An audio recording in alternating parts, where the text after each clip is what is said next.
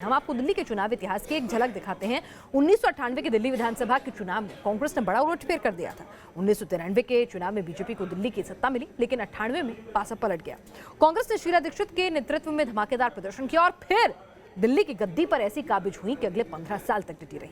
1993 के चुनाव में 49 सीट जीतने वाली बीजेपी 1998 में महज 15 सीटों पर सिमट कर रह गई थी। तो क्या ऐसा कुछ होगा?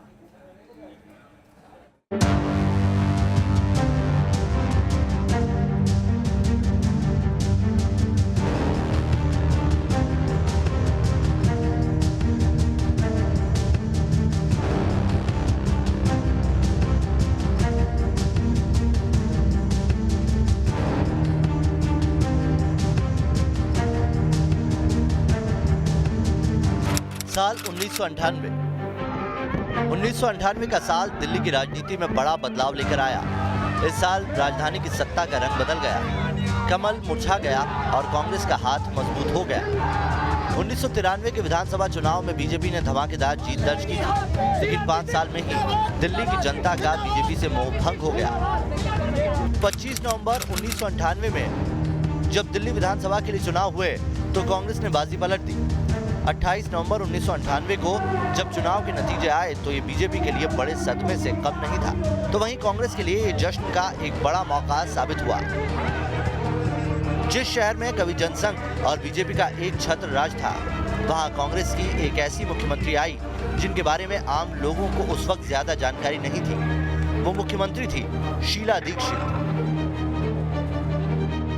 नहीं, शीला दीक्षित को तो उस समय कहीं काउंटेबिलिटी में थी नहीं, क्योंकि शीला जी को उस समय इस चुनाव से 3 महीने पहले ही लाल बिहारी तिवारी ने बुरी तरह हराया था। सांसद का चुनाव, उससे पहले वो 3 चुनाव हार चुकी थी। तो कांग्रेस की भी स्थिति यही थी कि कांग्रेस में भी खेमे, बहुत बड़े बड़े खेमे थे, सज्जन कुमार, टाइटलर, जेपी अग्रवाल। तो ऐसे में शीला जी को जो है प्रदेश का अध्यक्ष बना के इन खेमों को बैलेंस करने की कोशिश की गई। बाद में जब बहुमत कांग्रेस का आ गया तो शीला जी को कांग्रेस ने मुख्यमंत्री बना दिया। 1998 के दिल्ली विधानसभा चुनाव में बीजेपी की ट्रम्प कार्ड मानी जाने वाली सुषमा स्वराज के खिलाफ कांग्रेस ने शीला दीक्षित पर दाव लगाया था।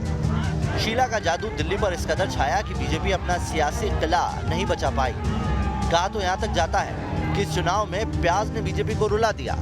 प्याज की कीमतें तब आसमान छू रही थी। दिल्ली चुनाव की पूर्व संध्या तक दिल्ली में प्याज 50 रुपए किलो बिका था। प्याज की महंगाई एक बड़ा मुद्दा बन चुकी थी। इसके अलावा 1998 के चुनाव से 6 महीने पहले दिल्ली में बिजली संकट गहरा गया था।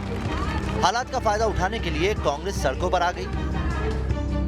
उस समय तो कांग्रेस वर्सेस बीजेपी था, क्योंकि शीला जी जब भी आई थी प्रदेश अध्यक्ष बनी थी और उन्होंने दौरे भी करे थे, लेकिन हमें इनकी गलतियां दिखानी थी और अपना रास्ता दिखाना था कि हमारा क्या विजन है। उसमें हम सफल रहे। राशन की दुकानों पे प्याज जब मिलने शुरू हुए तो लोगों में वो गुस्सा फूटा कि राशन की से ही प्याज मिला करेंगे। तो एक बहुत बड़ा कारण, मैं उसको भी मानता हूँ, प्याज बहुत बड़ा कारण था। महंगाई उस वक्त थोड़ी सी ज़्यादा थी, लेकिन उस तरह उसको ठीक से हैंडल नहीं की। मैं भी हो सकता है, लेकिन मैं उस पर नहीं जाना चाहता। हालात को हाथ से निकलते देख आखिरी दौर में बीजेपी ने साहिब सिंह वर्मा को हटाकर सुषमा स्वराज को सीएम बना दिया। हालांकि तब तक खुराना भी हवाला कांड में अदालत से दोषमुक्त हो गए थे, लेकिन पार्टी ने उन्हें मौका नहीं दिया।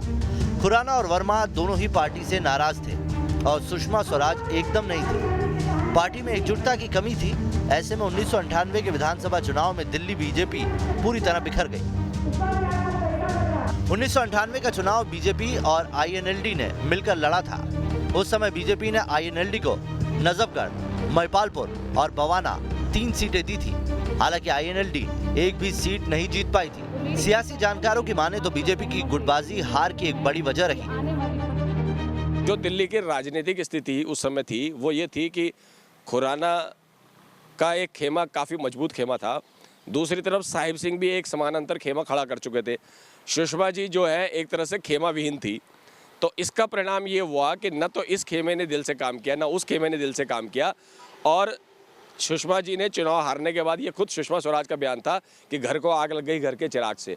यानी कि कहने का तात्पर्य ये था कि बीजेपी के जो ताकतवर लॉबी थी उन्होंने एक तरह से सुषमा को सपोर्ट नहीं किया और बीजेपी चुनाव हार गई। उस दौरान बीजेपी ने 5 साल के एक कार्यकाल में दिल्ली को 3 मुख्यमंत्री दिए, जिससे जनता में संदेश गया कि पार्टी के अंदर सब कुछ ठीक ठाक नहीं चल रहा है। बीजेपी को उम्मीद थी कि सुषमा की ईमानदार और सौम्य छवि का पूरा फायदा उसे मिलेगा, मगर ऐसा हुआ नहीं। शीला दीक्षित के नेतृत्व में कांग्रेस ने 52 सीटें जीती और बीजेपी सिर्फ 15 सीटों पर सिमट गई। कांग्रेस को जहां 47.76% वोट मिले, वहीं बीजेपी को 34.02% वोट हासिल हुए। 1998 के चुनाव में वोटिंग भी कम रही, सिर्फ 48.99% लोगों ने ही मतदान किया। सुषमा स्वराज खुद तो चुनाव जीत गई थी, लेकिन पार्टी की करारी हार के बाद उन्होंने विधानसभा से इस्तीफा दे दिया और उनकी सीट होसखास पर उपचुनाव हुआ। इस उपचुनाव में कांग्रेस की किरण वालिया ने जीत दर्ज करके कांग्रेस का स्कोर 53 तक पहुंचा दिया। देखिए, 6 महीने काफी नहीं थे। जो पिछला बैकलॉग उन्हें मिला वो बिल्कुल जीरो था, कि कोई ऐसी उपलब्धि नहीं थी उस समय की बीजेपी की सरकार की जो वो 6 महीने में दिखा पाती। अच्छा, बिल्कुल जब भी बनी थी उनका अपना विजन कुछ नहीं था। अगर वो अपना विजन देती, कोई नई चीज़ करके दिखाती, वो भी कुछ नहीं कर पाई और झगड़े बहुत थे उनके यहाँ। तो इसलिए, और कांग्रेस का बिल्कुल क्लियर विजन था कि हम क्या दिल्ली वालों के लिए करना चाहते हैं, तो इसलिए हम भारी पड़े। चुनाव में विजय के बाद कांग्रेस में सीएम पद के कई दावेदार उभरे, लेकिन शीला दीक्षित उस वक्त दिल्ली प्रदेश कांग्रेस के अध्यक्ष थी और उनकी अगुवाई में पार्टी ने बड़ी जीत हासिल की थी, इसलिए उन्हें मुख्यमंत्री पद सौंपा गया। पार्टी के कई वरिष्ठ नेता इससे खफा हुए, लेकिन प्रचंड बहुमत के कारण उनके सामने कोई और रास्ता नहीं था। शीला दीक्षित ने 1998 के चुनाव से पहले दिल्ली कांग्रेस में जिस तरह से जान फूंकी, वो एक कुशल राजनेता और संगठनकर्ता की मिसाल है। उन्हें चुनाव से थोड़े ही समय पहले पार्टी की प्रदेश इकाई की कमान सौंपी गई थी। शीला ने दिल्ली में कांग्रेस संगठन को फिर से सक्रिय किया। साथ ही उन्होंने खुद को तत्कालीन मुख्यमंत्री सुषमा स्वराज के विकल्प के तौर पर भी स्थापित किया।